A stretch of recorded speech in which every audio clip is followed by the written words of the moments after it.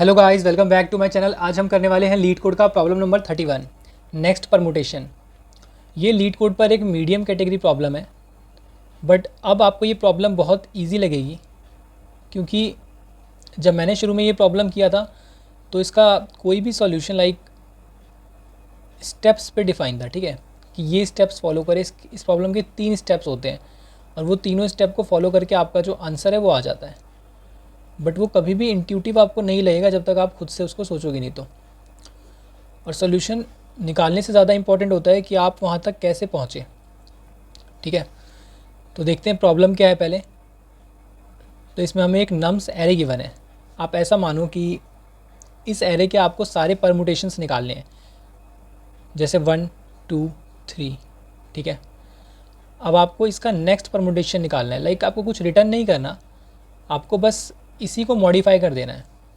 1 2 3 है तो अगला क्या होगा, 1 को एज इट इज़ रहने दिया, 2 और 3 है, 3 को इधर ले आए, 2 को इधर ले आए, अगला ये बन सकता है।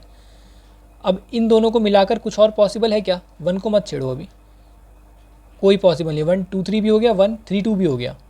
तो अब 2 को लाओ, क्योंकि 1 के जस्ट बाद कौन सा आता है? 2 आता है। मैं आपको ये बनाते बनाते ही आपको इंट्यूशन दिखा दूंगा इसके अंदर। 2।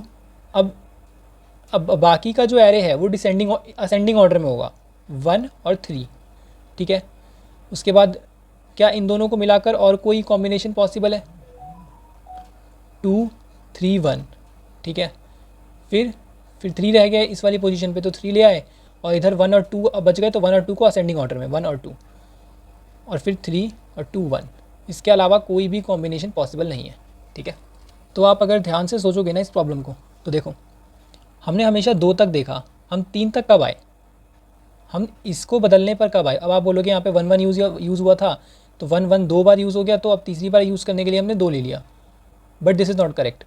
आप यहाँ पर तब आए, आपने इस वाले प्लेस को तब छेड़ा जब आपका बाकी के जो प्लेसेस हैं वो सारे के सारे डिसेंडिंग ऑर्डर में सॉर्ट हो गए थे। अब देखो ये बात कैसे प्रूव हुई? ये बात ऐसे प्रूव हुई कि जो लास्ट वाला परमुटेशन था हमारा, वो कंप्लीटली डिसेंडिंग ऑर्डर में है। ठीक है, इसलिए इसके बाद कोई और परमुटेशन पॉसिबल नहीं है, क्योंकि इसके बाद क्या है? इसके बाद किसी को नहीं देख सकते, यहाँ तो कुछ है ही नहीं। तो आपने ऑब्ज़र्व किया कि सबसे पहले 3 है, 3 तो ऑलरेडी आपका असेंडिंग ऑर्डर में है ना। पर अगला परमुटेशन आ कैसे रहा है, आप इस बात पे फोकस करो। सबसे पहले तो आप ये देख रहे हो कि कितने असेंडिंग ऑर्डर में, जैसे 1 2 3 ये कम्प्लीटली असेंडिंग ऑर्डर में था, तो हमने 3 को पकड़ा और इन दोनों को देखना शुरू कर दिया। ठीक है, इन दोनों को देखना शुरू कर दिया जो पहले हमें असेंडिंग ऑर्डर में मिले। ठीक है, और फिर उसको हमने स्वैप करके देखा, तो 1 3 2 बन गया हमारे पास। अब हमने देखा कि यार ये दोनों तो डिसेंडिंग ऑर्डर में हो चुके, अब इसका कोई और कॉम्बिनेशन पॉसिबल नहीं है। ठीक है, तो हमने इसके आगे वाले प्लेस से पूछा कि अब यहाँ पे हमें चेंज करना पड़ेगा टू गेट मोर परमुटेशंस। तो यहाँ पर हमने इसका जस्ट बड़ा वाला लिया, जस्ट बड़ा वाला नंबर यहाँ पे लिया। ठीक है, बस 5 मिनट और आपको बहुत ध्यान से बात सुननी है, तो आपको ये प्रॉब्लम बिल्कुल अच्छे से आ जाएगा। तो इसके जस्ट बाद वाला देखो कैसे, यहाँ पे हमारा जो बाकी का एरे है वो डिसेंडिंग ऑर्डर में सॉर्ट हो चुका है। इस वजह से हम इस पे आए हैं। ठीक है, इसके जस्ट आगे वाले पे। तो अब हमें इससे जस्ट बड़ा वाला चाहिए ना, हमें 1 से जस्ट बड़ा वाला चाहिए टू गेट नेक्स्ट परमुटेशन। तो 1 से जस्ट बड़ा वाला कहाँ मिलेगा? अब आप खुद सोच के देखो ना, ये डिसेंडिंग ऑर्डर में है। 3 2 1 के राइट में जितने हैं सब डिसेंडिंग ऑर्डर में होंगे। डिसेंडिंग मतलब घट रहे हैं सारे के सारे। तो जो सबसे क्लोज होगा 1 के, वो यहाँ से ट्रैवर्स करने पे मिलेगा ना हमें। देखो जो सबसे पहला नंबर मिलेगा 1 से बड़ा, वो होगा हमारा। देखो ये 2 मिल गया ना हमें, तो नेक्स्ट हमारा किस में आ गया? 2 में आ गया।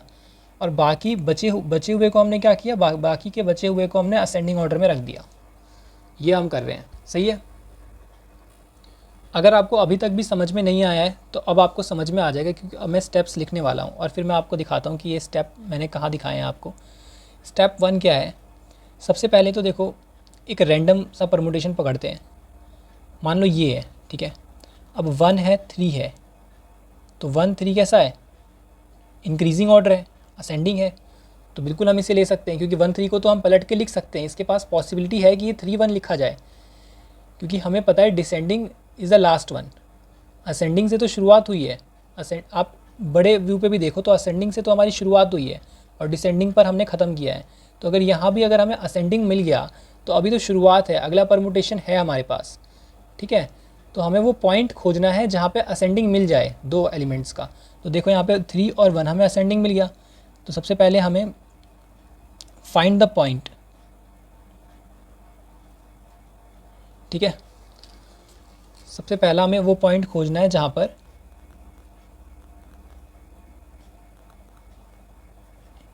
ये ट्रू हो जाए। अब ये मैंने मैथमेटिकली लिख लिया ताकि आपको ज़्यादा क्लैरिटी हो जाए, अगर अभी तक आपको बात समझ में नहीं आई है तो। कि i+1 का मतलब क्या है, सिंपल, आगे वाला एलिमेंट अगर बड़ा हो जाए और पीछे वाला एलिमेंट छोटा हो जाए, ऐसा हमें पॉइंट खोजना है, ठीक है। तो ये पॉइंट हमें मिल गया। अब इसका स्टेप 2 क्या है? स्टेप 2 ये है कि अगर हमें वो पॉइंट मिल गया तो क्या बोला था कि वहाँ से हम अपना परमुटेशन बनाना शुरू करेंगे, ठीक है। इसमें देखते हैं 1 3 2, 1 3 एंड 2। अब देखो ये 2 तो टू छोटा है, ये डिसेंडिंग में है, पर यहाँ पे वो पॉइंट मिला तो यहाँ पर मेरा i हो गया, यहाँ पे मेरा i+1 हो गया, ठीक है। अब आप देखो क्या करना है स्टेप 2 में। स्टेप 2 में अब हमें i वाले को बदलना है। i वाले को क्या करना है? i वाले को बदलना है, क्योंकि बदलने की बारी इसकी ही है। क्यों है? क्योंकि इसके आगे का सारा एरे डिसेंडिंग ऑर्डर में है। तो इसका तो हो गया, ये ऑलरेडी कंप्लीट डिसेंडिंग है, तो इसके अगले परमुटेशंस नहीं बनाए जा सकते, सारे बन चुके हैं ऊपर।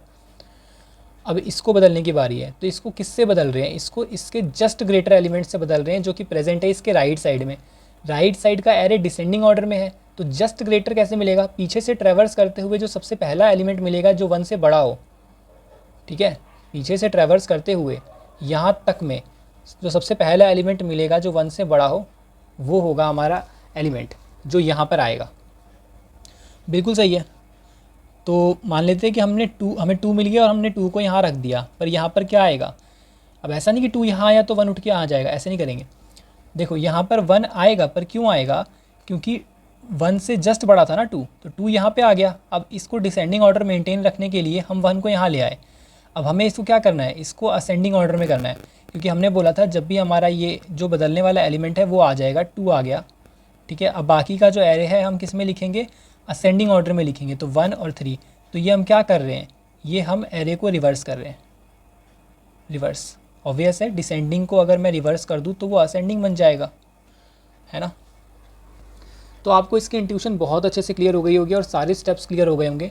स्टेप 2 क्या है? स्वैपिंग का, कि आपको स्वैप करना है जस्ट ग्रेटर से। स्टेप 3 क्या होने वाला है? स्टेप 3 होने वाला है कि i+1 से n-1 तक के एलिमेंट्स को मुझे क्या करना है? रिवर्स कर देना है, क्योंकि i+1 से n-1 तक के एलिमेंट्स डिसेंडिंग ऑर्डर में है और उनको मुझे असेंडिंग ऑर्डर में करना है, तो रिवर्स कर देना है, ठीक है। और ये तीनों स्टेप्स करने के बाद मुझे मिल जाएगा मेरा नेक्स्ट परमुटेशन, ठीक है।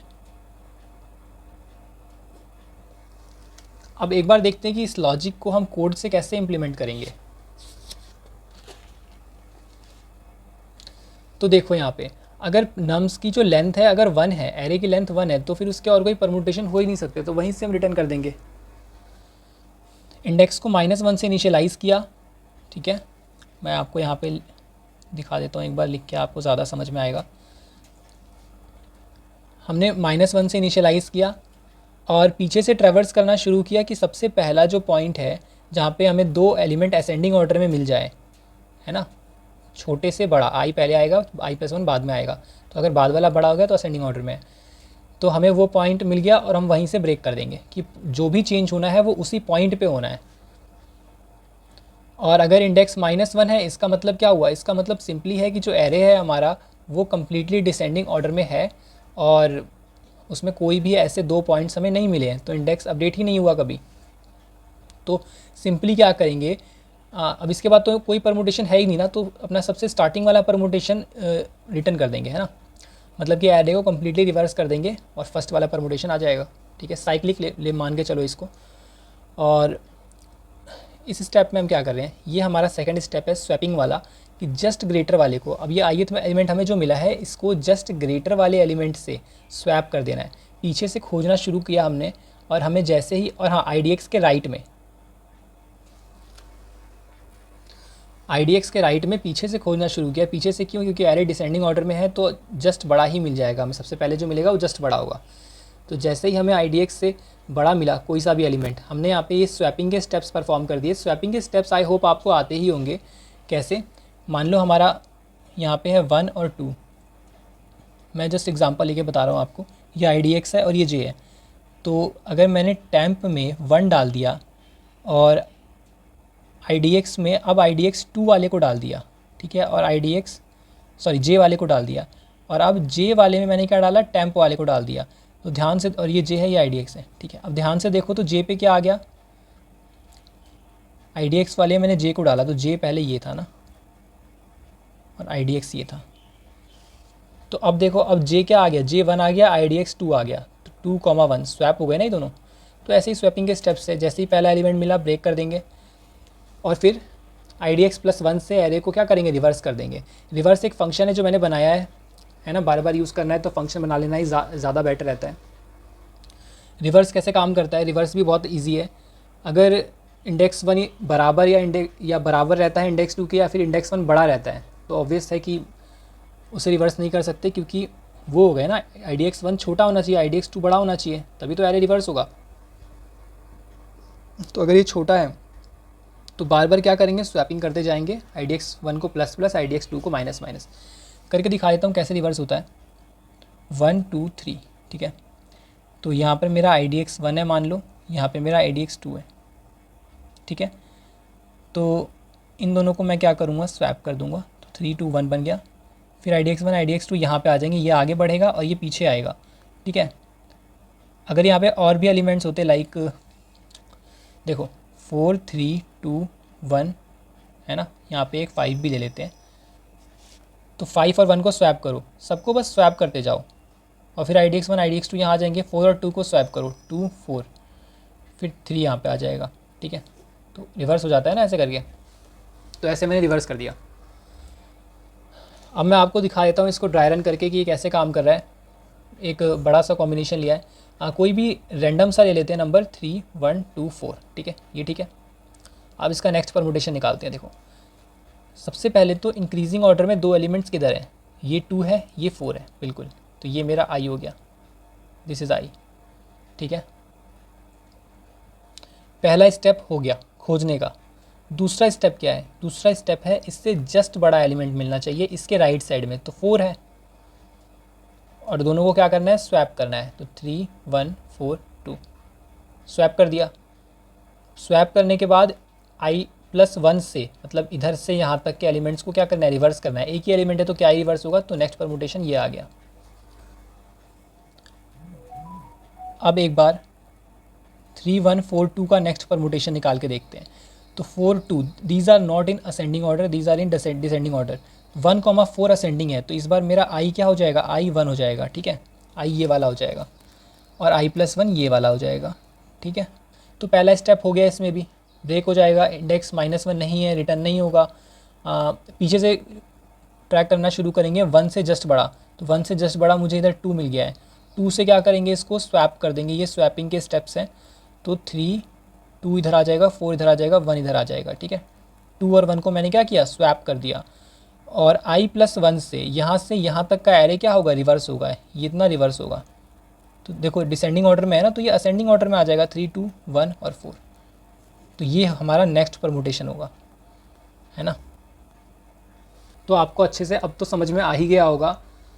अब मैं बात कर लेता हूँ इसकी टाइम कॉम्प्लेक्सिटी और स्पेस कॉम्प्लेक्सिटी की। तो टाइम कॉम्प्लेक्सिटी क्या होगी?